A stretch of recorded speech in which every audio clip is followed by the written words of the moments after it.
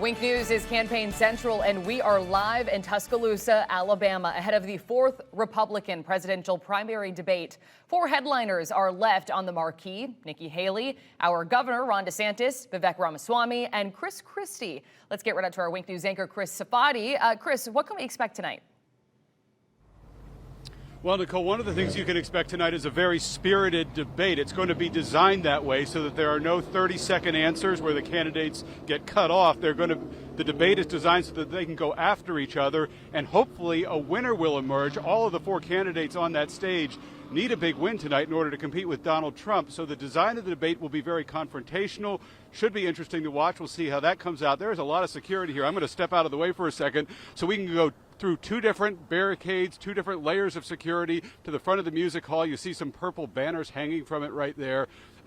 We saw a lot of armed guards bringing equipment in earlier, so security is tight here. Let's show you some video that we shot just a couple of minutes ago here of the front of that building as they start to get people who are not credentialed to be in there out of the way and kind of separate this part of campus off from everything else.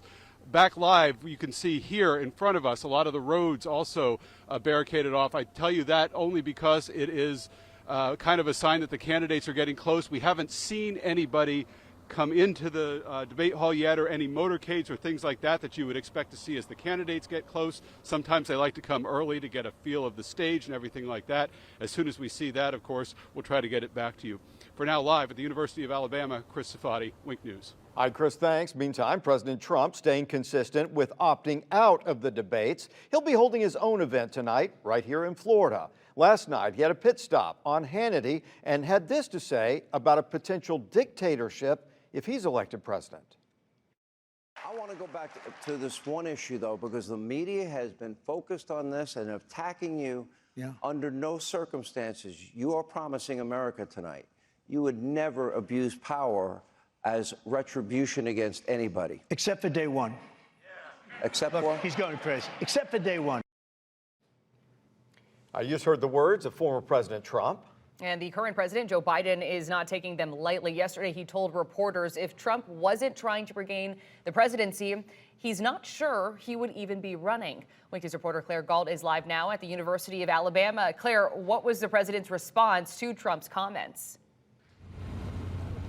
That while he is certain that the former president will be the Republican nominee, if for some reason he is not, that his replacement will be just like him. Now, President Biden's campaign manager came here to the University of Alabama to, in a sense, say that tonight's debate really doesn't mean a whole lot. Listen to how he responded to Trump's statement. If reelected, he would not be a dictator except on day one. We've known this for some time, but last night Donald Trump gave it a name. A dictator on day one. Tonight's debate may just be a sideshow, but one thing is certain.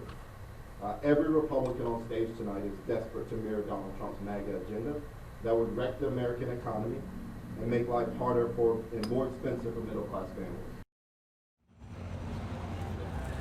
Quentin Folks said if you watch the debate tonight, you can expect that the candidates will attack Trump. But really, he said there is no difference between any of them, and that includes Ron DeSantis and Chris Christie, his harshest critics. Live in Tuscaloosa, Claire Galt, Wink News.